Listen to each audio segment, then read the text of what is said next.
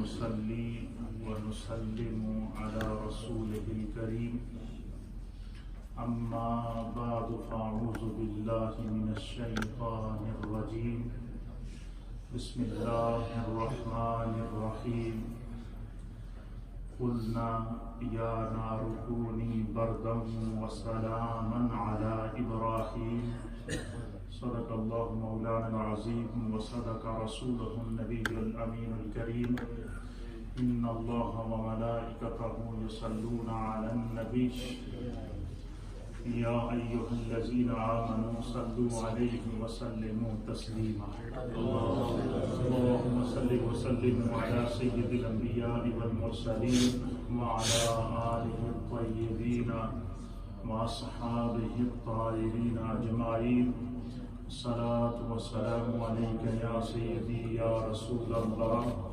وعلى آلك وأصحابك يا سيدي يا رحمة للعالمين. حضرات محترم، اللہ تعالیٰ کے فضل و احسان سے ہمارا یہ درس جو قصص القرآن اور قصص انبیاء کے حوالے سے جاری و ساری ہے، اور اس درس میں تذکرہ جد الانبیاء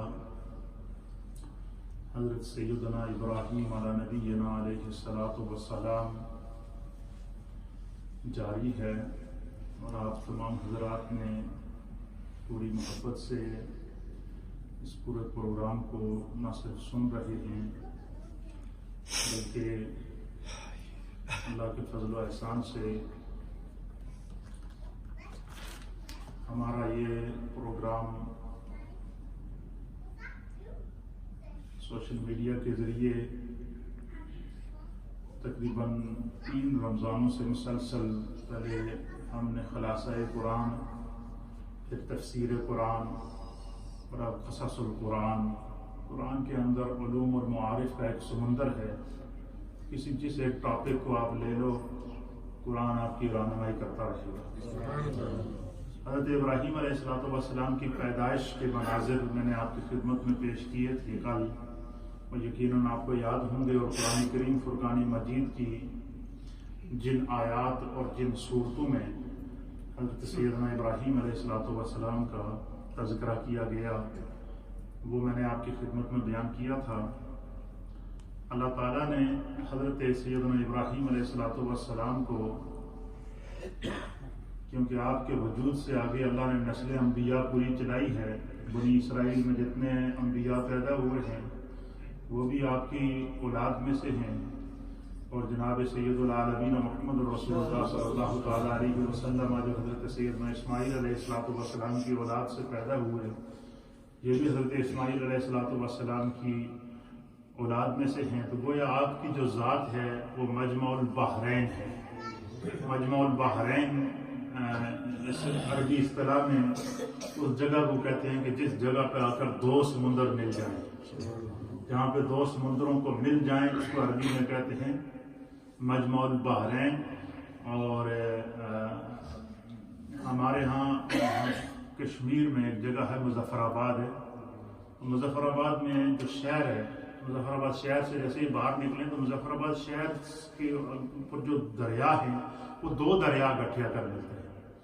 ایک دریائے جہلم ہے اور ایک دوسرا دریا آتا ہے دریائے پنچ کی طرف سے. اور 2 دریا جو ہے نا وہ آ کر وہ ان 2 دریا کا ایک جگہ پہ مظفر آباد کے اندر میلاب ہوتا ہے، اور اس جگہ کا نام رکھا گیا ہے 2 میل. کیا نام ہے؟ 2 میل، کہ جہاں پر 2 دریا آپس میں ملے ہیں. اسی طریقے سے جہاں پر 2 سمندر ملیں تو اس کو مجمع البحرین کہتے ہیں. تو اسی طریقے سے بنی اسرائیل سے آنے والے جتنے نبی ہیں وہ بھی حضرت ابراہیم علیہ السلام کی اولاد میں سے ہیں، اور جناب سرکار دو عالم صلی اللہ علیہ وسلم چونکہ آپ حضرت اسماعیل علیہ السلام کی اولاد میں سے ہیں، اور سیدنا اسماعیل علیہ السلام کی اولاد میں سے صرف اللہ تعالیٰ نے ایک نبی پاک صلی اللہ علیہ وسلم کو پیدا کرنا ہے.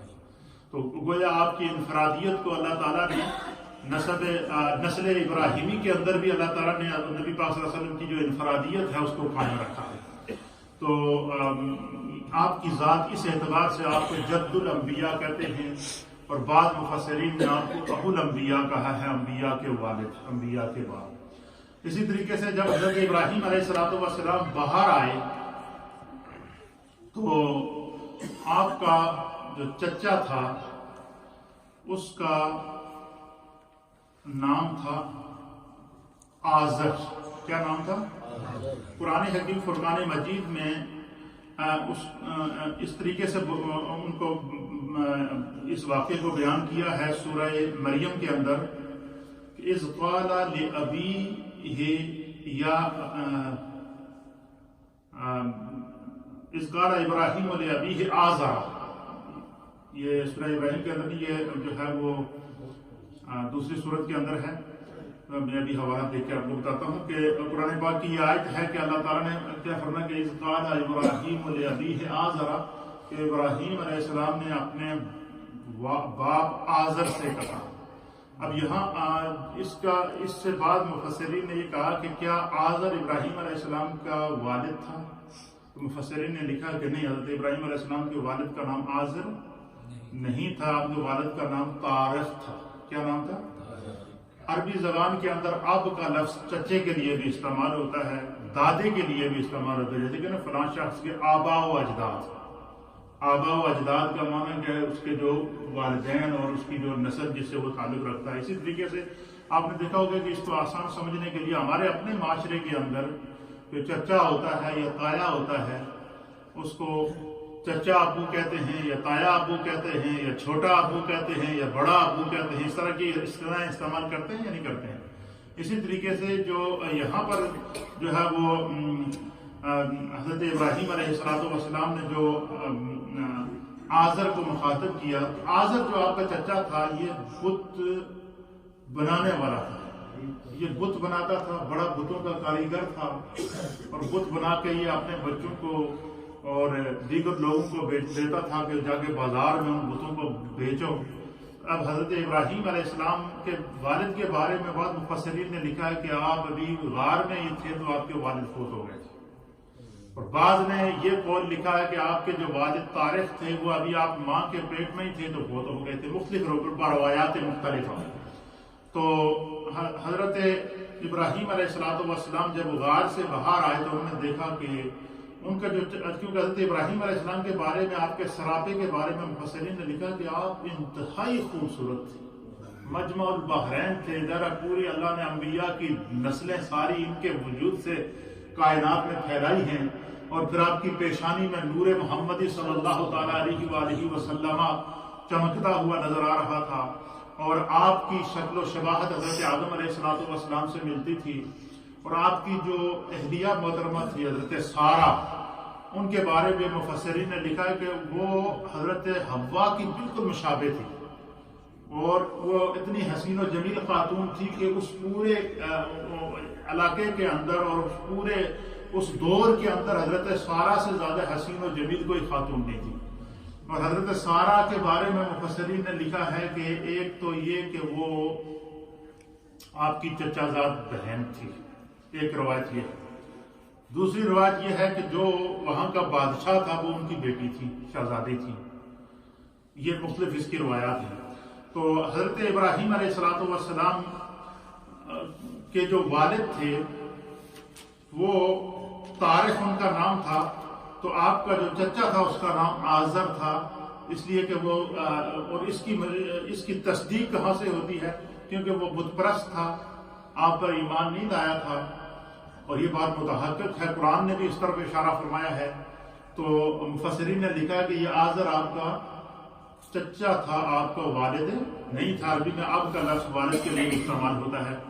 اس کی وجہ یہ ہے کہ حضرت ابراہیم علیہ السلام نے سورہ ابراہیم کے اندر، جس کو ہم ہر روز نماز کے اندر دعا کو پڑھتے ہیں، اللہ تعالیٰ کی بارگاہ میں دعا پڑھتے ہیں، ربی جعلنی مقیم الصلاۃ ومن ذریتی ربنا وتقبل دعاء ربنا اغفر لی ولوالدی وللمؤمنین یوم یقوم الحساب. تو حضرت ابراہیم علیہ السلام ہمیشہ یہ اللہ کی بارگاہ میں دعا کرتے تھے کہ بار الہ میری مغفرت فرما ولی والدی اور میرے والدین کی مغفرت فرما. آپ کے والد کے بارے میں لکھا ہے کہ وہ فطرت اسلام کے اوپر آپ کا دور تھا، یعنی آپ سے پہلے جو نبی تھے آپ ان کے اوپر ایمان رکھتے تھے. پھر جو ہے وہ حدیث پاک کے اندر بھی آتا ہے، اور اس حدیث کو جو ہے وہ صاحب روح البیان نے اور صاحب روح المانی نے بھی نقل فرمایا ہے. پھر علامہ سید محمود آلوسی رحمۃ اللہ علیہ نے روح المانی کے اندر اس حدیث کو نقل فرمایا ہے کہ آپ فرماتے ہیں کہ آزر حضرت ابراہیم علیہ السلام کا والد نہ تھا. صاحب روح المانی کیا کہتے ہیں کہ آزر جو تھا یہ حضرت ابراہیم علیہ السلام کا والد نہیں تھا بلکہ آپ کا چچا تھا. ان کا دعویٰ ہے کہ حضور نبی اکرم صلی اللہ تعالیٰ علیہ وآلہ وسلم نے اپنا نسب بیان کرتے ہوئے حضور علیہ السلام نے اپنا نسب بیان کرتے ہوئے حدیث کے اندر خود سرکار دو عالم صلی اللہ علیہ وسلم نے بیان فرمایا کہ اللہ کے حبیب علیہ السلام نے فرمایا کہ لم ازل انقلو من اصلاب الطاہرین الى ارحام الطاہرات والمشرکون نجس. حضور علیہ السلام نے اپنی حقیقت اور اپنے نسب اور اپنی اصلیت کو بیان کرتے ہوئے میرے آقا نے فرمایا کہ میں ہمیشہ پاکیزہ پشتوں سے پاکیزہ رحموں میں منتقل ہوتا رہا.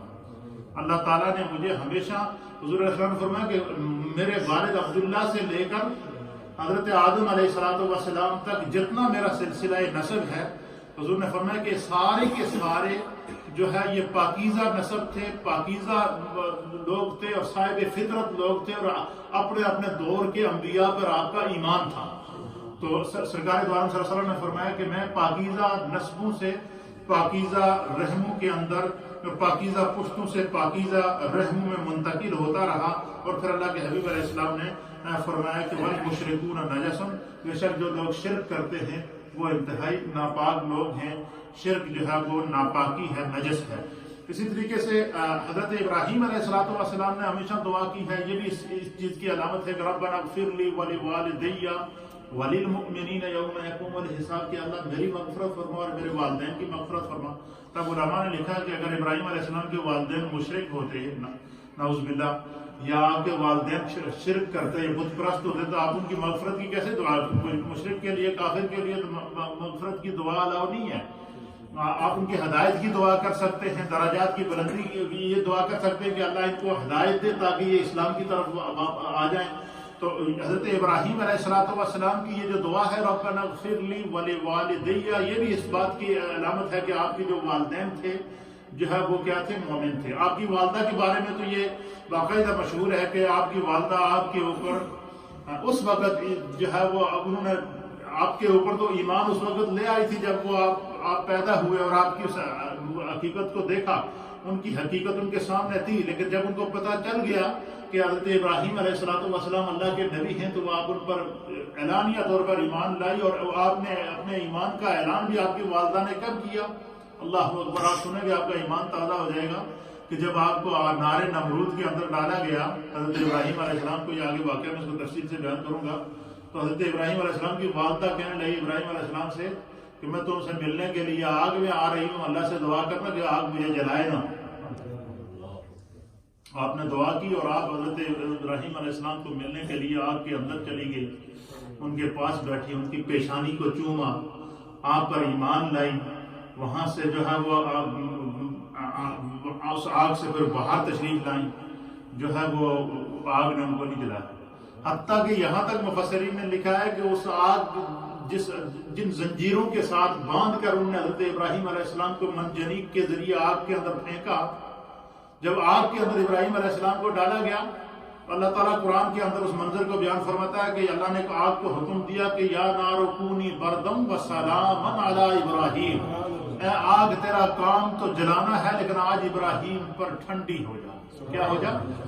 فرمایا وہی آگ ہے جس وقت آگ کے اندر ابراہیم علیہ السلام کو ڈالا گیا تو جیسے ہی ان جن زنجیروں کے ساتھ آپ کو باندھا ہوا تھا وہ زنجیریں اسی وقت جل کے راکھ ہو گئی، لیکن ابراہیم علیہ السلام نہیں جلے. آگ وہی تھی اور زنجیروں کو اس نے جلا دیا، لیکن وجود ابراہیم علیہ السلام کو آگ نے نہیں جلایا. اس کے اوپر انشاءاللہ تفصیل سے بات کریں گے.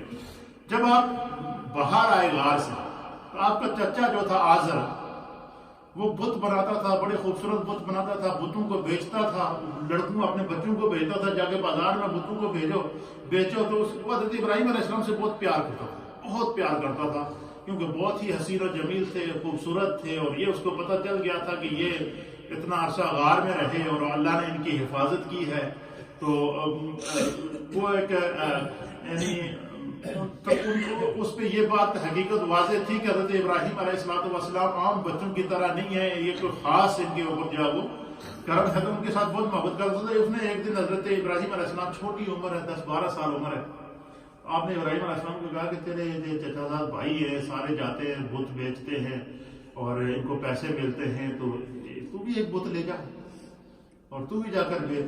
انہوں نے کہا جی یہ بت، یہ میں لوگوں سے کیا کہوں؟ انہوں نے کہا جی کہ یہ تو لوگوں سے کہا کہ یہ جو ہے وہ ان کی عبادت کرو، تو انہوں نے کہا جی ان کی عبادت کروں گا، یہ تو خود بول نہیں سکتے، نہ یہ خود بول سکتے ہیں نہ یہ سن سکتے ہیں۔ انہوں نے کہا یہ تو بت بناتا ہے، بڑے خوبصورت تو کاریگر ہے، تو ان سے کہو نا کہ یہ بولے، کیا یہ تمہاری حاجتیں سنتے ہیں؟ کیا یہ تمہیں دیکھتے ہیں؟ اس نے کہا جی نہیں ایسا نہیں کر سکتے۔ انہوں نے کہا جڑا خود نہیں سن سکتا دوسرے دی کیا سنے گا؟ اچھا، حضرت ابراہیم علیہ السلام کو اللہ تعالیٰ نے ایسی لاجک عطا فرمائی تھی، آپ کا جب نمرود سے مناظرہ ہوا تو آپ نے اسی کے سوالات میں اس کو گھیر دیا۔ اسی طریقے سے آپ کے چچا آزر کے ساتھ جب آپ کا جو ہے وہ مناظرہ ہوا تو آپ نے اسے کہا جی کہ یہ بت جو اتنے خوبصورت تو نے بنائے، یہ سنتے ہیں؟ اس نے کہا جی سنتے نہیں ہیں۔ اس نے کہا جڑا خود نہیں سنتا دوسرے دی کیا سنے گا؟ اب جب یہ بات کہی نا ابراہیم علیہ السلام نے تو وہ بالکل لاجواب ہو جاتا۔ پھر جو ہے وہ نے کہا جی دیکھتے ہیں؟ جی نہیں۔ انہوں نے کہا جی جڑا خود نہیں دیکھتا دوسرے کو کیا دیکھے گا؟ تو پھر انہوں نے کہا جی کہ یہ آپ نے اللہ پر ایمان لے آؤ، اللہ کی وحدانیت کو تسلیم کرو، اللہ کے ساتھ کسی کو شریک نہ ٹھہراؤ، خدا نے مجھے اپنا نبی بنا کر بھیجا۔ تو اب اس نے بچے تھے، پھر انہوں نے کہا جی کہ ایسا کرو کہ تم بھی ایک بت لے جاؤ نا، تم آج میری بات مان جاؤ، تم اس بت کو لے جاؤ، اور جیسے تمہارے بھائی بتوں کو بیچتے ہیں تو بھی لے جاؤ۔ حضرت ابراہیم علیہ السلام کو اس نے بت تھما دی۔ آپ بازار میں گیا، آپ نے اعلان کیا کہ یہ میرے پاس مورتی ہے، نہ یہ سن سکتی ہے، نہ یہ دیکھ سکتی ہے، نہ یہ کسی کی مراد پوری کر سکتی ہے، اس کی عبادت کرنا شرک ہے، اس سے مدد مانگنا شرک ہے، اس کے سامنے سر جھکانا شرک ہے، یہ اس کے کمالات ہیں، اگر آپ کو پھر بھی چاہیے تو مجھ سے لے جائیں۔ اب وہ پورا دن بازار میں یہ اعلان کرتے رہے۔ یہ اعلان کیا، یہ تو خدا کی طرف سے ایک یہ حکمت تھی کہ وہ بت بھی ہاتھ میں رکھا ہوا، اس کی مذمت بھی کر رہے ہیں اور توحید برباری تعالیٰ کا اعلان بھی کرتے پھر رہے ہیں صبح سے شام تک بازار میں۔ اچھا، جب ابراہیم علیہ السلام یہ اعلان کرتے نا، 12 سال کا بچہ جب یہ اعلان کرے، مورتی ہاتھ میں رکھی ہوئی، جس نے نہ بھی سننا اور وہ کھڑا ہو کے سنے۔ اچھا، ابراہیم علیہ السلام تھے بہت حسین و جمیل، اللہ کا پیشانی میں نور محمدی چمک رہا تھا۔ اب لوگ پورا دن آپ کے پاس مجمع لگائے جمع ہو جاتے تو آپ اعلان کرتے کہ یہ جو بت ہے جس کی تم عبادت کرتے ہو، یہ نہ سن سکتا ہے نہ یہ دیکھ سکتا ہے، اس کو سجدہ کرنا شرک ہے، جو خود نہیں سن سکتا وہ دوسروں کی کیا سنے گا، جو خود نہیں دیکھ سکتا وہ دوسروں کو کیا دیکھے گا۔ تو اس طریقے سے جب آپ اعلان کرتے ہو تو عجیب و غریب کیفیت ہوگی۔ وہ پھر شام کو جب گھر آئے، لوگ سارے پہنچ گئے آپ کی چچا کے پاس کہ اچھا بچہ بھیجا ہے، اس نے تو ہمارے خداؤں کی ایسی کی تیسی کر دی ہے، اور آپ نے جو ہے وہ آپ اس نے یہ کیا سب۔ انہوں نے پھر کہا کہ چلو آئندہ تو نہیں جانا۔ پھر مشہور ہو گئی بات کہ ابراہیم علیہ السلام ہمارے بتوں کے کیا ہیں، مخالف ہیں۔ پھر ایک دن سال میں ان کا تہوار ہوتا تھا، جس طرح کہ میں نے پہلے آپ کو حضرت ادریس علیہ السلام اور حضرت ہود علیہ السلام اور ہر دور میں انسانیت کا کوئی نہ کوئی سال میں تہوار ہوتا تھا۔ ایک تہوار ہوتا تھا جس میں سارے علاقے کے لوگ جمع ہو کر بتوں کی پوجا کرتے تھے اور کچھ خوشیاں مناتے تھے مختلف انداز سے، جو ہے وہ مختلف مذاہب کے اندر، جس طرح کہ آج بھی تہوار موجود ہیں۔ ہمارے یہاں اللہ تعالیٰ نے ہمیں تہوار دیے ہیں دو، عید الفطر ہے، عید الاضحیٰ ہے، جس میں ہم سب جو ہے ایک دوسرے سے خوشی سے ملتے ہیں، اجتماعی عبادت کرتے ہیں۔ اس طریقے سے سارے لوگ جمع ہوئے تو انہوں نے حضرت ابراہیم علیہ السلام سے کہا جی کہ سارا پورا ہر آدمی جاتا ہے اس تہوار، یہ ہمارا قومی تہوار ہے، لہٰذا تو بھی ہمارے ساتھ چل۔ تو آپ نے کہا کہ میں تو نہیں جاؤں گا، نہیں کہا، انہوں نے کہا کہ تمہیں چلنا پڑا۔ اب جب چلنا شروع ہوئے، خدا کی حکمت دیکھیے، آپ چلتے چلتے آپ کو کسی پتھر کے ساتھ یا کسی چیز کے ساتھ آپ کو چلتے چلتے جا رہا وہ ٹکرائے تو آپ نیچے گر پڑے تو آپ زخمی ہو گئے تو آپ نے کہا جی کہ میری طبیعت ٹھیک نہیں ہے، تو میں نہیں جاتا ہوں زیادہ، تم لوگ چلے جاؤ۔ انہوں نے کہا جی ٹھیک ہے، آپ واپس گھر چلے جائیں۔ اب وہ بجائے گھر جانے کے انہوں نے جو بت خانہ بنایا تھا اس کے اندر چلے گئے، حضرت ابراہیم علیہ السلام۔ یہ سارے جتنی پوری قوم تھی یہ چلی گئی تہوار کے اندر، بت خانے کے اندر چلے گئے۔ اس تہوار اس کے اندر ان کا جو ہے وہ طریقہ کار یہ تھا کہ وہ یہ کرتے تھے کہ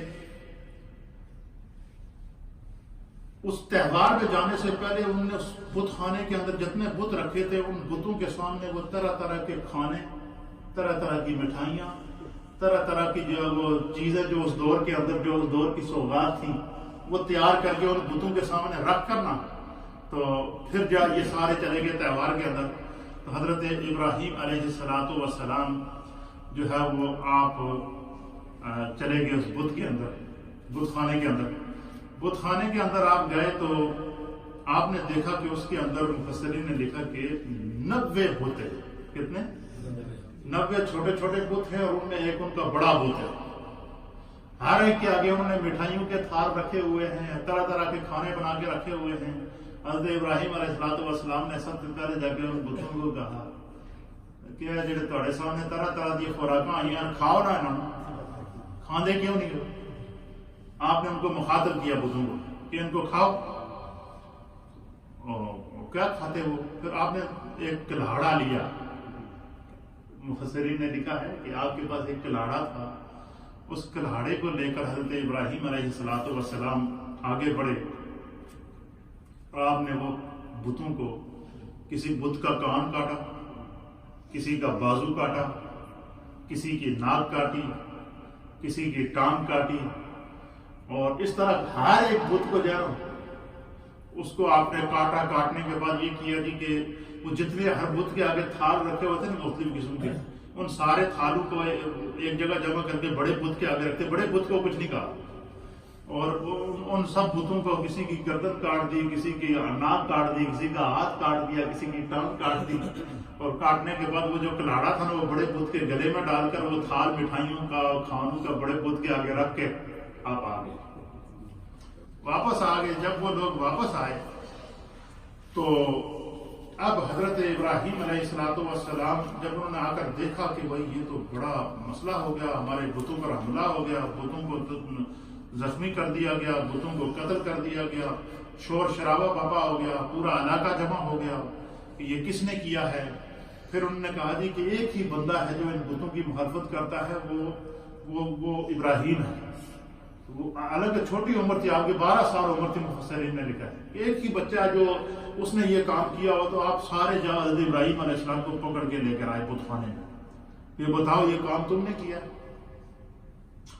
حضرت ابراہیم علیہ السلام نے ان سے، قرآن نے اس پورے منظر کو بیان کیا، اس پورے واقعے کو ایک ایک آیت کے اندر قرآن نے اس طریقے سے بڑی ترتیب سے بیان فرمایا ہے۔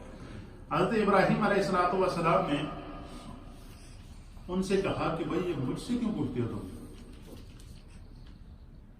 اپنے بتے کو پوچھا نا کس نے انہوں نے مارا ہے، آپ نے لاجیکل جواب دیے گا۔ آپ ان بتوں سے پوچھیں کہ کس نے ان کو مارا ہے، اس سے پوچھیں جس کا کان کٹا ہے، تیرا کان کس نے کٹا ہے، جس کا بازو کٹا ہے اس کو پوچھے تیرا بازو کس نے کٹا ہے، جس کی ٹانگ کٹی ہے اس سے پوچھے تیری ٹانگ کس نے کاٹی ہے۔ تو انہوں نے کہا جی یہ تو بول نہیں سکتے۔ پھر حضرت ابراہیم علیہ السلام نے کہا کہ اچھا ایک اور چیز ہے۔ انہوں نے کہا دیکھو جڑے سارے دے آگے مٹھائیاں تے تھال تے کھانے رکھ کے گئے تے سارے کھانے تے سارے تھالے بڑے بت آگے پیان لگنا ہے، انہاں کھانے تے لڑائی ہوئی ہے۔ آپ نے لاجیکل انداز میں جو اس دور کے اندر ایک تھا کہ کسی طریقے سے لوگوں کے ذہن کو قابو کیا جائے، آپ نے ممکن ہے کھانے تے لڑے ہوئے بندے ایسا ہوتے دیکھو سارے آگے تھوڑا تھوڑا کھانا چھوڑ کے گئے تو وہ بڑے بت کے آگے سارا کھانا پیا ایک بار۔ دوسرا آپ نے فرمایا ایک لاڑا جو ہے یہ بڑے بت کے گلے میں آتے، اس سے پوچھو نا، یہ تو اس کو تو نہیں کسی نے کاٹا، اس سے پوچھو کہ تم یہ کس نے کاٹا، یہ تمہیں گواہی دے۔ اب یہ جب انہوں نے وہ لاجواب ہو گئے، کیا جواب دیتے؟ پھر یہ بات پھیل گئی اور یہ بات جو ہے وہ نمرود تک پہنچی۔ کس تک پہنچی؟ اچھا، نمرود تک پہنچنے سے پہلے ایک اور مفسرین نے واقعہ لکھا ہے کہ نمرود کیا کرتا تھا، اس نے جتنے یہ مفسرین نے کہا کہ دنیا کا یہ سب سے پہلا عامر تھا، عامر مطلق سب سے پہلا یہ عامر تھا جس نے تمام جو اسباب اور ذرائع تھے، جتنی رزق کی جو ہے وہ جتنے بھی خزانے تھے وہ سارے اس کے قبضے میں تھے. لوگوں کو کہتا تھا کہ مجھ سے آ کر یہاں سے لے جاؤ کھانے کے لیے چیزیں، لیکن اس سے پہلے آ کر مجھے سجدہ کرو، میرے رب ہونے کا اعلان کرو، پھر میں تمہیں کھانا دوں گا، پھر میں تمہیں گندم دوں گا، پھر میں تمہیں چیزیں دوں گا، لے کر جانا. تو لوگ جاتے تھے ان کے پاس لے کر رہتے تھے. حضرت ابراہیم علیہ السلام کی والدہ نے آپ سے کہا جی کہ گھر میں کھانے کے لیے پکانے کے لیے نہیں ہے کچھ، تو آپ شاہی دربار میں چلے جائیں، نمرود کے دربار میں چلے جائیں، اور وہاں سے کیا ہوگی گندم لے کر آئیں، کھانا لے کر گندم لے کر آئیں تاکہ جو وہ. اب وہ لوگ لائن میں جا رہے ہیں تو جس کے جو آگے جاتا اس سے نمرود پوچھتا کہ میں کون ہوں، تو وہ اسے کہتے کہ تو ہمارا رب ہے. تو وہ ان سے کہتا مجھے سجدہ کرو، تو لوگ اس کو سجدہ کرتے. تو پھر وہ کہتا کہ تمہارا رب کون ہے، تو لوگ اسے کہتے کہ تو ہمارا رب ہے. یہ کرتے کرتے کرتے ابراہیم علیہ السلام کی باری ہے. ابراہیم علیہ السلام کی باری آئی تو اس نے دیکھا ابراہیم علیہ السلام کو چھوٹا بچہ ہے، اور ان سے انہوں نے کہا جی کہ تمہارا رب کون ہے؟ انہوں نے کہا رب بھی، میرا رب وہ ہے کہ جس نے جو زندہ بھی کرتا ہے اور مارتا بھی ہے. قرآن نے اس منظر کو بیان کیا کہ میرا رب وہ ہے جو کیا کرتا ہے، زندگی بھی دیتا ہے اور موت بھی دیتا ہے. قرآن کریم فرقان مجید نے اس منظر کو بیان کیا تو اس نے کہا جی یہ کون سی مشکل بات ہے. نمرود نے کہا، اس نے کہا جی 2 قیدی لے کر آؤ جیل سے. وہ معاملہ رک گیا، مناظرہ کر رہا ہے حضرت ابراہیم علیہ السلام اور نمرود بادشاہ کے درمیان. اس نے کہا جی 2 قیدی لے کر آؤ. جب قیدی لے کر آئے تو اس نے کیا کیا کہ ایک قیدی کو قتل کر دیا، دوسرے کو آزاد کر دیا. اس نے کہا جی دیکھو میں بھی زندگی دیتا ہوں، میں جس کو چاہ زندگی دے دی، جس کو چاہ موت دے دی، اس میں کون سی بات ہے. فوراً حضرت ابراہیم علیہ السلام نے اس پر دوسرا سوال کیا. دوسرا سوال آپ نے یہ کیا کہ فَإِنَّ اللَّهَ يَأْتِي بِالشَّمْسِ مِنَ الْمَشْرِقِ. قرآن کریم سورہ بقرہ کی آیت نمبر 285 کے اندر اللہ نے اس منظر کو بیان کیا. چھوٹا بچہ دیکھیں 12 سال کی عمر ہے. آپ نے فوراً نمرود سے دوسرا سوال یہ کیا کہ فَإِنَّ اللَّهَ يَأْتِي بِالشَّمْسِ مِنَ الْمَشْرِقِ فَأَتِي بِهَا مِنَ الْمَغْرِبِ فَبُهِتَ الَّذِي كَفَرَ. قرآن اس منظر کو بیان کرتا ہے کہ جب نمرود نے ایک قیدی کو قتل کر کے دوسرے کو رہا کر کے کہا یہ کام تو میں بھی کر لیتا ہوں، آپ نے فرمایا فَإِنَّ اللَّهَ يَأْتِي بِالشَّمْسِ، میرا رب وہ ہے جو سورج کو مشرق سے نکالتا ہے. کیا کرتا ہے؟ اگر تو رب ہے تو سورج کو مغرب سے نکال کے دکھا. آپ نے کیا کہا کہ اگر میرا رب تو وہ ہے جو سورج کو مشرق سے نکالتا ہے، اگر تو رب ہے تو اپنے دعوے میں سچا ہے تو سورج کو مغرب سے نکال کے دیکھا، پھر میں چلو تیرے کو مان جاؤں گا. تو قرآن اس منظر کو بیان کرتا ہے فَبُهِتَ الَّذِي كَفَرَ. نمرود حضرت ابراہیم علیہ السلام کے اس سوال کو سن کر مبہوت ہو گیا، حیرت میں پڑ گیا. اس کے پاس کوئی جواب نہ، لاجواب ہو گیا، لاجواب ہو گیا. بڑا وہ پریشان ہوا. اس نے آپ کو باقی سب کو غلہ دے کر بھیجا، آپ کو خالی آ گئے. پھر کیا ہوا؟ پھر یہ جو بتوں کا آغاز، اس کے بعد یہ بتوں کا حادثہ پیش آیا، یہ بات پھیل گئی، پھر نمرود تک پہنچ گئی کہ اس طرح جو سب سے بڑا بت خانہ تھا اس پر حملہ کر دیا ہے، اور یہ سب کا شک ہے کہ یہ حملہ ابراہیم نے کیا ہے. لیکن ابراہیم سے ہم نے پوچھا تو ابراہیم نے کہا جی بتوں کو پوچھو کس نے کپیا تمہیں، وہ ہمیں نہیں بتا رہا. تو نمرود نے کہا جی کہ ایسا کرو کہ وہ کیا کیا جائے. اس نے اجلاس بلایا. اس نے کہا سب سے پہلے تو ایسا کرو کہ جب تک ہم کوئی فیصلہ کرتے آپ ابراہیم کو قید کر لو. کیا کر لو؟ قید کر لو ابراہیم علیہ السلام کو. حضرت ابراہیم علیہ السلام کو ایک کمرے کے اندر کیا کر دیا؟ قید کر دیا گیا. آپ کو ایک کمرے کے اندر جب قید کر لیا گیا تو مشورہ ہوا کہ کیا کیا جائے. تو مختلف لوگوں نے مشورہ دیا. کسی نے کہا جی کہ ان کو قتل کر دیا جائے، کسی نے کہا جی، اس نے کہا جی نہیں ایسی، نمرود نے کہا کوئی ایسی سزا تجویز کرو کہ آنے والی نسلوں کے لیے جو اس کی سزا عبرت بن جائے. ان میں سے ایک شخص نے کہا جی کہ ایسا کرو کہ ایک بہت بڑا آگ کا الاؤ تیار کرو، آگ جلاؤ، اور ابراہیم کو اس آگ کے اندر جو ہے وہ کیا کرو، ڈال دو اور اس آگ کے اندر جلا دو. تو اس تجویز کو انہوں نے مانا. انہوں نے ایک بہت بڑا الاؤ، ایک کمرہ تیار کیا 4 دیواری، جس کے بارے میں مفسرین نے لکھا ہے کہ وہ جو کمرہ تھا جو انہوں نے تیار کیا تھا ابراہیم علیہ السلام کو آگ میں ڈالنے کے لیے، وہ 90 فٹ لمبا تھا، اتنا ہی چوڑا تھا، اونچی اونچی اس کی دیواریں تھیں.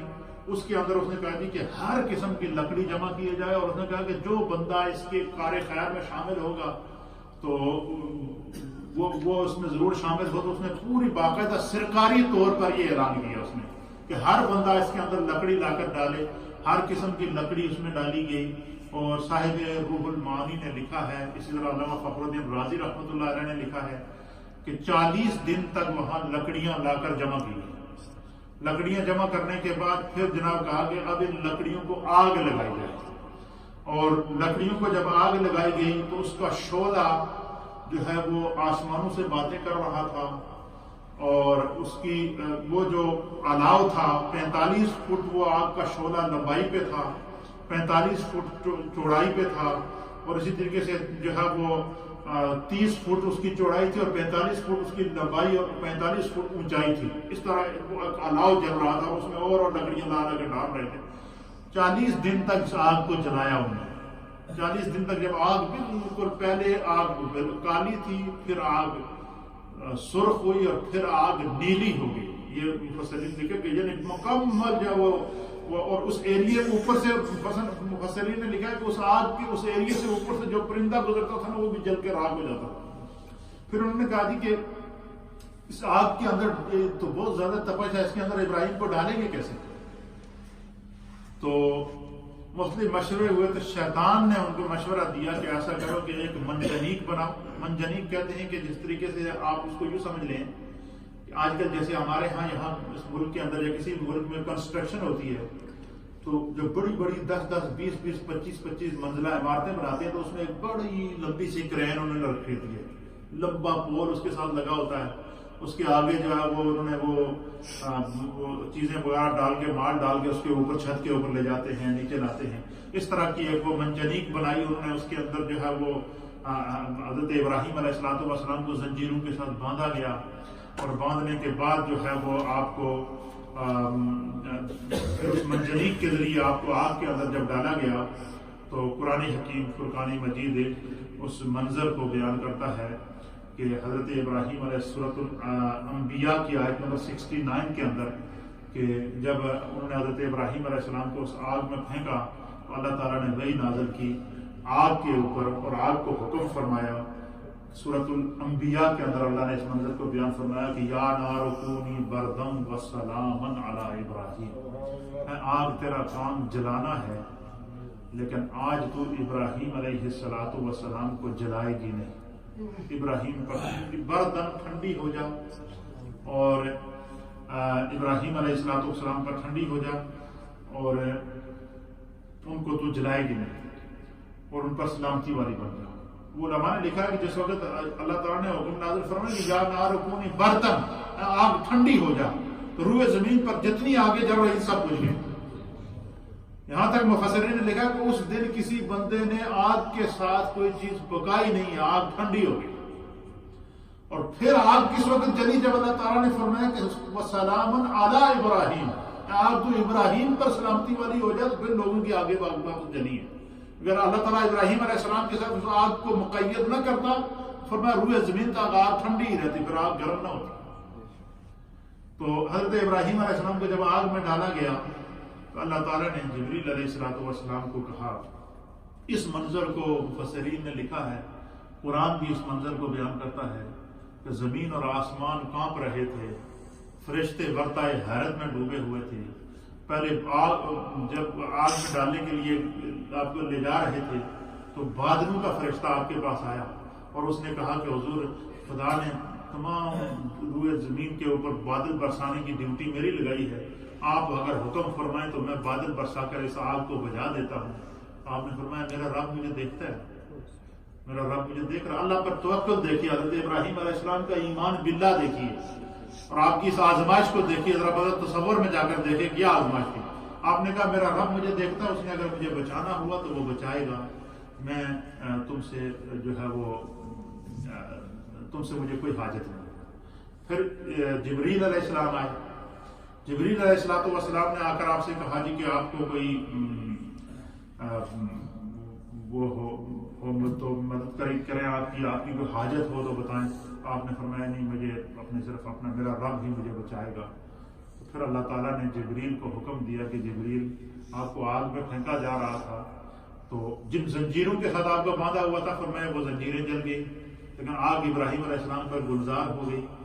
مفسرین نے لکھا کہ اللہ تعالیٰ نے حضرت جبریل سے کہا کہ جنت سے ایک ریشم کا لباس لے جاؤ اور ایک جنتی قالین لے جاؤ.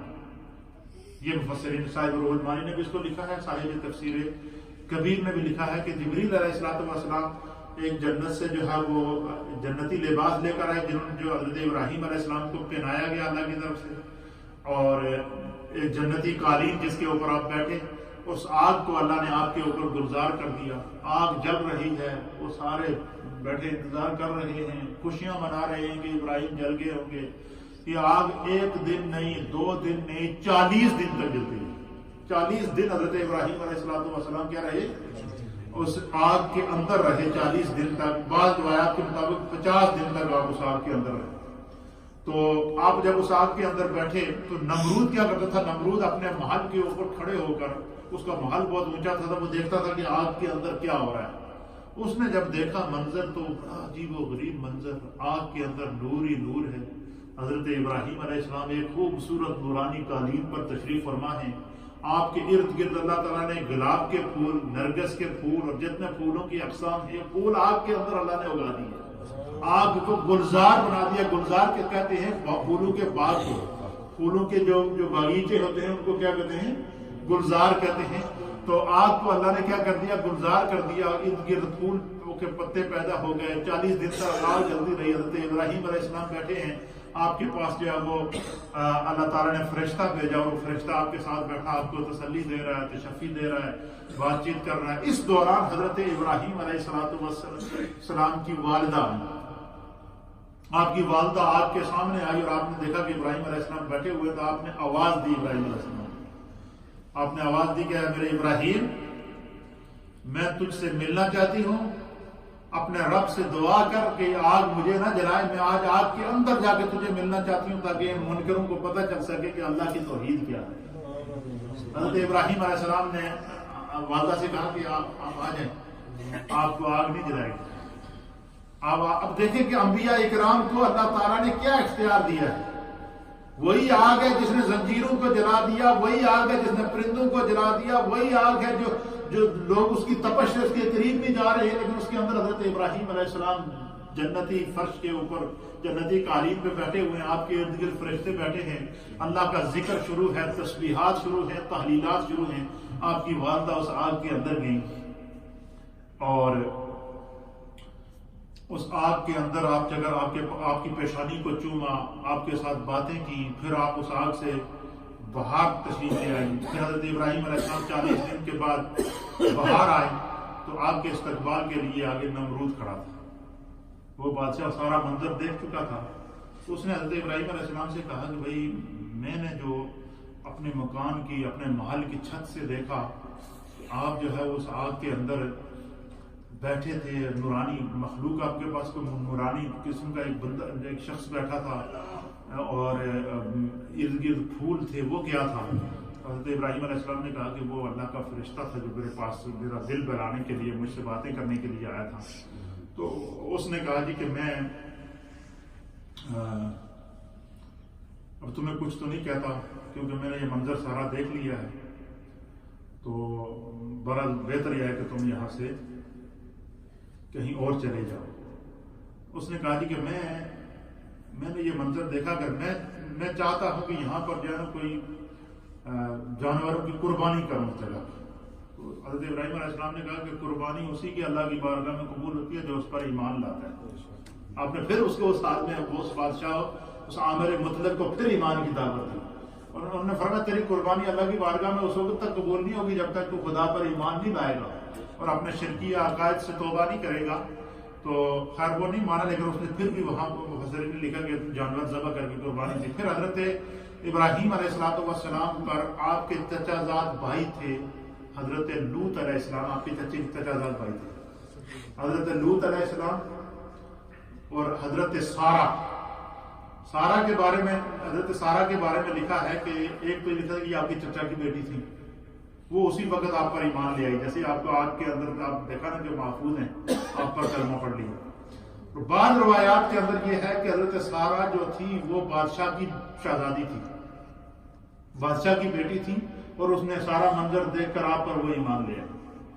آپ نے حضرت سارا کو ساتھ لیا، حضرت لوط کو ساتھ لیا، اور اپنی والدہ کو ساتھ لیا، اور آپ جو ہے وہاں سے ہجرت کر کے فلسطین کی طرف آئے۔ اس طریقے سے یہ اس آزمائش سے آپ کو آگ سے گزرنا پڑا۔ پھر اللہ تعالیٰ نے آگے جو ہے وہ جب آپ ہجرت کے لیے جا رہے تھے، راستے میں یہ ہوا جی کہ آپ جب ایک مصر کے اندر داخل ہوئے، وہاں جو شاہ مصر تھا، فرعون مصر اس کو کہتے تھے، وہاں جو مصر کا جو بادشاہ تھا، فرعون اصل میں جو بادشاہ کو کہتے ہیں عمرانی زبان کے اندر، اور اس کو جو مصر کا بادشاہ تھا اس کو فرعون مصر کہتے تھے۔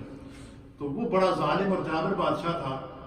تو جب ابراہیم علیہ السلام اور حضرت سارا جب اس کی ریاست کے اندر داخل ہوئے، تو اس بارڈر لینڈ سے اندر داخل ہوئے، تو اس کے سپاہیوں نے جب دیکھا کہ ایک نوجوان ہے، بڑا خوبصورت ہے، اور اس کے ساتھ ایک بہت ہی خوبصورت دوشیزہ لڑکی ہے، اور ایک روایت کے مطابق کہ راستے میں جیسے ہجرت آپ نے کی نا حضرت ابراہیم علیہ السلام نے، اللہ کی طرف سے آپ کو وہی ہوئی کہ آپ سارا کے ساتھ نکاح کر لیں۔ پھر اللہ راستے میں ہی آپ نے حضرت سارا کے ساتھ کیا کر دیا؟ نکاح کر دیا۔ اور ایک روایت کے مطابق اس نکاح میں باقاعدہ فرشتے بھی جو ہے وہ آپ کے ساتھ جو ہے وہ بطور گواہ شامل ہوئے۔ تو آپ جب وہ فرعون مصر کو جب پتہ چلا کہ بھائی اس طرح ایک نوجوان ہے، اس کے ساتھ ایک بڑی خوبصورت دوشیزہ لڑکی ہے، تو انہوں نے کہا جی ان کو گرفتار کر کے میرے پاس لاؤ۔ جب گرفتار کر کے لائے تو اس نے کہا جی کہ یہ لڑکی کون ہے؟ تو ابراہیم علیہ السلام نے سوچا کہ اگر میں اسے کہتا ہوں کہ یہ میری بیوی ہے تو یہ مشہور ہے، ظالم بادشاہ ہے، تو یہ اس کو مجھ سے چھین لے گا۔ آپ نے اسے کہا جی کہ یہ میری بہن ہے۔ مفسرین نے لکھا کہ اس سے مراد یہ کہ روئے زمین کے اوپر ابراہیم علیہ السلام پر ایمان لانے والی ایک ہی خاتون تھی، وہ آپ کی دینی بہن تو تھی ہی تھی، اس نسبت سے آپ نے اس کو جو ہے وہ یہ کہا۔ تو اس بادشاہ نے حضرت ابراہیم علیہ السلام کو کہا کہ آپ باہر چلے جائیں اور اس عورت کو یہاں چھوڑ دیں۔ اس کی نیت خراب ہوئی کہ میں اس عورت کے ساتھ جو ہے وہ اس نے دست درازی کرنے کی کوشش کی حضرت سارا کی طرف۔ تو قرآن کریم فرقان مجید نے اس منظر کی طرف اشارہ کیا کہ حضرت اس نے جیسے حضرت سارا کی طرف ہاتھ بڑھایا نا تو اس کا ہاتھ شل ہو گیا۔ پھر جب اس نے دیکھا کہ ہاتھ شل ہو گیا تو اس نے کیا کیا جی کہ اس نے حضرت سارا سے کہا کہ میں معافی چاہتا ہوں، مجھ سے غلطی ہو گئی ہے، میری نیت خراب ہو گئی تھی، تو اللہ سے دعا کر کے اللہ میرا ہاتھ جو ہے ٹھیک کر دے۔ آپ نے دعا کی تو آپ ٹھیک ہو گیا۔ پھر اس کی دوبارہ اس نے آگے بڑھنے کی کوشش کی تو زمین نے اس کو پکڑ لیا، اس بادشاہ کو۔ اس نے کہا پھر دعا کریں میرے لیے، مجھ سے غلطی ہو گئی، میں سچی توبہ کرتا ہوں۔ اب فرمائیں کہ ابراہیم علیہ السلام دوسرے کمرے میں تھے، اللہ تعالیٰ نے حضرت ابراہیم علیہ السلام اور حضرت سارا کے درمیان بالکل حجابات ہٹا دیا۔ ابراہیم علیہ السلام نے سارا منظر لائیو دیکھا ہے۔ اس کی دو وجوہات تھی۔ ایک وجہ علماء نے یہ لکھی ہے کہ تاکہ اللہ تعالیٰ نے حضرت ابراہیم علیہ السلام اور حضرت سارا کے درمیان حجاب کیوں ہٹایا؟ اس لیے کہ ابراہیم علیہ السلام کو حضرت سارا کی پاک دامنی پہ کسی قسم کا کوئی شبہ نہ گزرے، نمبر ایک بات۔ نمبر دو بات یہ کہ حضرت ابراہیم اللہ کے نبیوں سے کوئی چیز پوشیدہ نہیں ہوتی، وہ ساری روئے زمین ان کے سامنے ہوتی ہے۔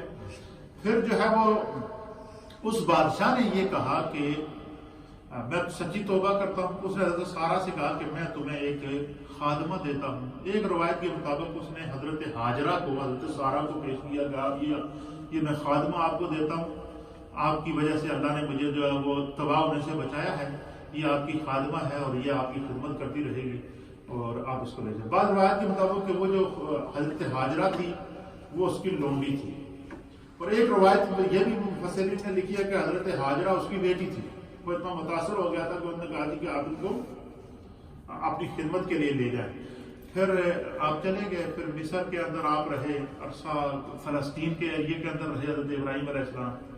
20 سال گزر گئے ہجرت کیے ہوئے، اور اسی طریقے سے آپ کی عمر کافی ہو گئی، آپ کی عمر ہو گئی 87 ایئرس۔ کتنی سال؟ 87 ایئر جب آپ کی عمر ہوئی تو آپ کو کوئی اولاد نہیں تھی، حضرت سارا کے بدن سے کوئی اولاد نہیں تھی۔ تو حضرت سارا حضرت ابراہیم علیہ السلام دعا کرتے تھے اللہ تعالیٰ مجھے نیک اولاد عطا فرما، میرا وارث پیدا فرما۔ تو حضرت سارہ نے آپ کو مشورہ دیا کہ چونکہ میں بانجھ ہوں، مجھ سے اولاد ممکن نہیں ہے، آپ اللہ کے نبی ہیں، تو میں آپ کو مشورہ دیتی ہوں، تو کسی اور سے تو نہیں مشورہ دوں گی، لیکن یہ مشورہ دوں گی کہ یہ جو ہاجرہ میری خادمہ ہے اس کے ساتھ آپ نکاح کریں، اور اس سے اللہ تعالیٰ آپ کو شاید اولاد دے گا انشاءاللہ۔ آپ نے حضرت ہاجرہ کے اس پہلے تو اس کے لیے تیار نہیں ہوئے، تو مفسرین نے لکھا کہ اللہ کی طرف سے آپ کو اذن ہوا کہ آپ جیسے سارہ کہہ رہی ہے ایسا کر لو۔ آپ نے حضرت ہاجرہ سے نکاح کیا، آپ کی حضرت ہاجرہ سے شادی ہوئی، اللہ تعالیٰ نے آپ کو فبشرناہ بغلام حلیم، اللہ تعالیٰ نے آپ کو خوبصورت بیٹے کی خوشخبری عطا کی۔ حضرت اسماعیل علیہ السلام جو ہے وہ جب پیدا ہوئے تو حضرت اسماعیل علیہ السلام کی پیشانی میں وہ جو نور محمدی حضرت ابراہیم علیہ السلام کی پیشانی میں تھا، وہ حضرت ابراہیم علیہ السلام سے حضرت اسماعیل علیہ السلام کی پیشانی میں منتقل ہو گئی۔ عجیب کیفیت ہو گئی، اتنے خوبصورت بچہ اور اللہ کا پیدائشی نبی اور پھر نبی زادہ۔ حضرت سارہ کو یہ بات برداشت نہیں ہوئی، اور آپ نے حضرت ابراہیم علیہ السلام سے کہا جی کہ میں اپنے سامنے نہیں دیکھ سکتی ہاجرہ اور اسماعیل کو، لہذا آپ ان کو کہیں اور چھوڑ کر آئیں، یہ میرا مطالبہ ہے۔ حضرت ابراہیم علیہ السلام قبل اس کے کہ کوئی جواب دیتے، آپ کو اللہ نے وحی کی کہ جیسے سارہ کہہ رہی ہے ایسے کر دے۔ کیا فرمایا؟ جیسے سارہ کہہ رہی ہے ایسے کر دے۔ تو آپ نے عرض کی کہ بارے اللہ میں ان کو کہاں لے جاؤں؟ تو آپ نے فرمایا کہ بس تم چلو، اللہ تعالیٰ بتائے گا تمہیں کہاں ہے۔ آپ چل پڑے جی، حضرت ہاجرہ کو لیا، حضرت اسماعیل علیہ السلام کو لیا۔ حضرت ہاجرہ نے یہ نہیں کہا کہ مجھے گھر سے کہاں لے جا رہے ہیں، ان کا ایمان بھی دیکھیں ابراہیم علیہ السلام پر کیا تھا۔ تو جب چلے تو علامہ جلال الدین سیوطی رحمۃ اللہ علیہ نے الخصائص الکبریٰ کے اندر اس واقعے کو نقل فرمایا ہے کہ اللہ تعالیٰ نے جبریل کو بھیجا کہ ان کو اپنے پیروں پر بٹھاؤ اور لے جاؤ۔ آپ حضرت ہاجرہ، حضرت ابراہیم اور حضرت اسماعیل، آپ حضرت جبریل کے پیر پر سوار ہوئے اور جبریل لے کر آپ کو چلے۔ تو راستے میں ایسے ایسے مقامات آتے تھے کہ بڑی خوبصورت وادیاں تھیں، کھجور کے درخت تھے، پانی تھا، ہر چیز موجود تھی۔ تو ایک دو مقامات پر حضرت ابراہیم علیہ السلام نے حضرت جبریل سے کہا کہ ان کو یہاں اتار دیتے ہیں، یہاں آبادی بھی موجود ہے۔ تو انہوں نے کہا کہ نہیں، یہاں نہیں اتارنے کا حکم نہیں ہے۔ جب یہ بات کہی تو حضرت ابراہیم علیہ السلام نے پھر حضرت جبریل سے کہا کہ پھر تو وہاں لے چل جہاں میرا رب چاہتا ہے۔ کیا فرمایا؟ وہاں لے چل ہمیں جہاں میرا رب چاہتا ہے۔ تو آپ کو اس مقام پر اتارا گیا جہاں پر یہ زمزم، جہاں کیا ہے زمزم، آب زمزم کا کنواں ہے۔ اس مقام پر جب آپ کو اتارا گیا تو وہاں جب آپ کو اتارا گیا تو بلکہ اس مقام پر نہیں، وہیں حرم کے اس کے قریب وہاں اتارا گیا۔ تو حضرت ابراہیم علیہ السلام نے پھر حضرت جبریل سے پوچھا، اس واقعے کو علامہ جلال الدین سیوطی نے لکھا ہے کہ حضرت ابراہیم علیہ السلام نے پوچھا جبریل سے کہ کیا بات ہے کہ راستے میں نے کئی مقامات پر کہا ان کو اتارو، تو آپ نے اس کو خاص مقام پر، اس مقام پر زمین پر اتارا ہے، اس میں کوئی خاص بات ہے؟ تو علامہ سیوطی لکھتے ہیں کہ جبریل علیہ السلام نے زمین کے اس ٹکڑے کو مارک کر کے آپ کو بتایا کہ یہ زمین کا وہ حصہ ہے، آپ کے اس بیٹے کی اولاد میں سے اللہ تعالیٰ اس زمین کے حصے پر اپنا آخری نبی پیدا فرمائے گا جس کا نام محمد ہوگا۔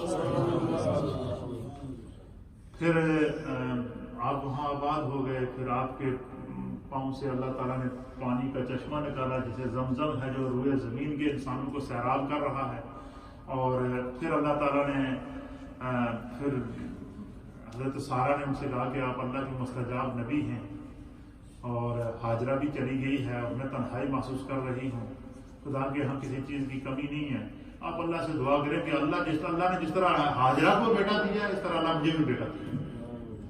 حضرت ابراہیم علیہ السلام نے دعا کی، اللہ تعالیٰ نے پھر آپ کو خوشخبری دی، اور آپ کی اس وقت عمر 100 سال تھی جب حضرت اسحاق علیہ السلام حضرت سارہ کے بطن سے پیدا ہوئے۔ اس طریقے سے پھر حضرت اسحاق سے جتنے بنی اسرائیل کے جتنے انبیاء چلے ہیں وہ حضرت اسحاق کی اولاد میں سے ہیں، اور حضرت اسماعیل علیہ السلام کی جو ہے وہ اولاد سے پھر جو ہے وہ حکم ہوا۔ آپ دیکھیں کہ اللہ کی طرف سے آزمائش ہوئی، فرمایا کہ اس بیٹے کو اللہ کے راستے میں قربان کرو، پہلے اپنے آپ کو قربان کرو، آگ میں پھینک اپنے آپ کو ڈال دیا، پھر اللہ کی طرف سے آزمائش ہے کہ اپنے بیٹے اسماعیل کو قربان کرو، ان کو قربان کر دیا۔ پھر اسماعیل علیہ السلام کے گلے پر چھری چلانے کے لیے تیار ہو گئے، پھر جنت سے اللہ تعالیٰ نے مینڈا بھیجا، ان کی قربانی کو قبول کیا۔ تو حضرت ابراہیم علیہ السلام کو اللہ تعالیٰ نے یہ آپ پر خاص خدا کی طرف سے کرم تھا کہ اللہ تعالیٰ نے جو ہے وہ آپ کی چونکہ نسل سے انبیاء کی نسل کو چلانا تھا، تو اللہ تعالیٰ نے آپ کو اس انداز جب آپ آزمائش سے گزر گئے، اپنے آپ کو قربان کر دیا، اپنے آپ کو آگ میں ڈال دیا، اپنی اولاد کو قربان کر دیا، اور ہجرت کی، ایک ہجرت نہیں کی، کئی ہجرتیں کی، طرح طرح کی اذیتیں تکلیفیں برداشت کرتے رہے، لیکن پھر خداوند قدوس نے آپ چونکہ بہت ہی زیادہ اللہ کی بارگاہ میں جب دعا کرتے تھے، آپ نے اللہ کی بارگاہ میں، پھر آپ نے آگے خانہ کعبہ کی تعمیر کی، بڑے لمبے واقعات تھے لیکن حاصل کلام مختصر، یہ آپ نے کئی دفعہ سنا بھی ہوگا، لیکن اس طرف میں نہیں جاتا۔ آپ نے اللہ تعالیٰ کی بارگاہ میں دعا کی۔ مفسرین نے لکھا کہ دو دعائیں آپ نے خاص طور پر اللہ سے کی تھی۔ ایک دعا جب آپ نے خانہ کعبہ تعمیر کیا اور اس کی تعمیر سے فارغ ہوئے، آپ نے عرض کی، اسماعیل علیہ السلام بھی آپ کے ساتھ اس تعمیر میں شامل تھے، آپ نے دعا کی کہ یا اللہ میری اس اولاد میں سے ایک ایسا رسول مجھے عطا فرما جو میری اولاد میں سے ہو، جو اس کعبے کا وارث ہو اور قیامت تک اس کی حفاظت کرے۔ اب اللہ تعالیٰ نے یہ دعا حضرت ابراہیم علیہ السلام کی قبول کی، تو اللہ تعالیٰ نے آپ کے وصال کے 4000 سال کے بعد حضرت نبی پاک صلی اللہ علیہ وسلم کو جو ہے وہ عطا فرمایا، کہ اللہ کی حکمت میں شامل تھا کہ حضور علیہ السلام آخری نبی بن کر آئیں گے، اس سے پہلے جتنے انبیاء آتے رہے وہ کعبے کی حفاظت کرتے رہے۔ پھر اللہ تعالیٰ نے نبی پاک صلی اللہ علیہ وسلم کو پیدا فرمایا، اور قیامت تک وجود مصطفیٰ سے خانہ کعبہ کی اب حفاظت ہوتی ہے۔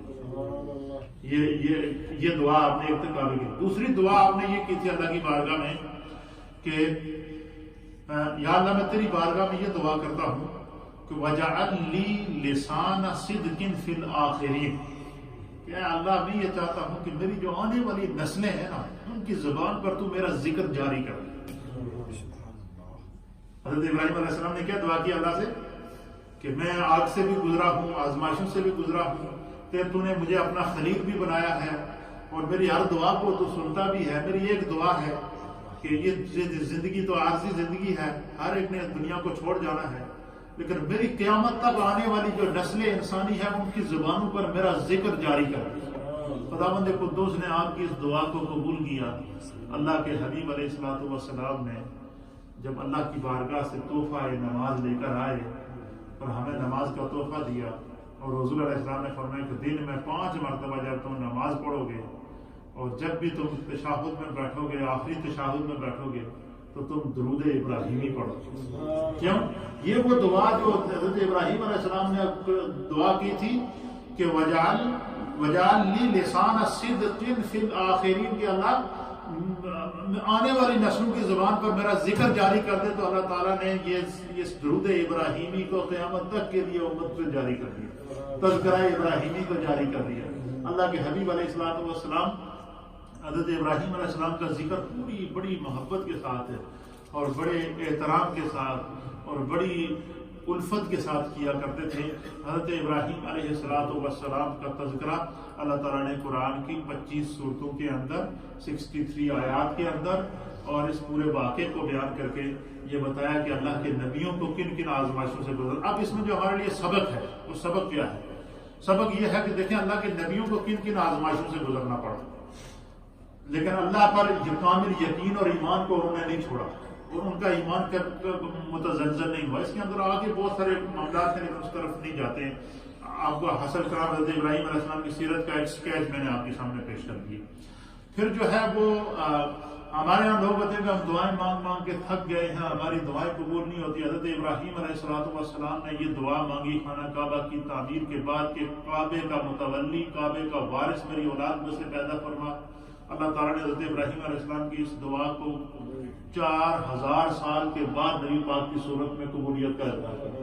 اگر اسی طریقے سے حضرت آدم علیہ السلام سے جب بھول ہوئی، آپ جب دنیا کے اوپر آئے تو آپ 300 سال تک روتے رہے۔ تب علماء نے لکھا ہے کہ کیا نبیوں کی دعا میں کوئی کمی تھی؟ نہیں، فرمایا کہ اللہ تعالیٰ کو ان کی یہ عجز اور انکساری اتنی پسند تھی، اللہ چاہتا تھا کہ وہ اسی طرح نیاز کرتے رہیں اور میں رب ہو کر ان پر ناز کرتا رہوں۔ اور نبی پاک نے اسی وجہ سے فرمایا کہ بندے کو یہ نہیں کہنا چاہیے کہ میں جو ہے وہ دعا کر کر کے تھک گیا، میری دعا قبول نہیں ہوئی، اور میں دعا اللہ قبول کرتا ہے، ہمارا کام دعائیں مانگنا ہے۔ اگر نبیوں کی دعاؤں کو قبولیت میں 4,000 سال لگ گئے، 300 سال حضرت آدم علیہ السلام دعا مانگتے رہے اور اس کے بعد قبولیت کا پروانہ ملا ہے، تو ہم لوگ تو گناہگار لوگ ہیں سر سے پاؤں تک۔ اس لیے ہر لمحہ اپنے رب سے دعا التجا کرنی چاہیے۔ اللہ تعالی ہمیں دین کو سمجھنے کی توفیق عطا فرمائے۔ حضرت ابراہیم علیہ السلام کی نسل سے پھر اللہ تعالیٰ نے آگے نسل انبیاء چلائی ہے، جو بنی اسرائیل کے نبی بنے ہیں۔ بنی اسرائیل کے اندر کتنے انبیاء آئے ہیں، انشاءاللہ ان کا آگے تذکرہ ہوگا، اور پھر انشاءاللہ یہ سلسلہ بیان جاری ساری رہے گا۔ اللہ ہمیں برکت عطا فرمائے۔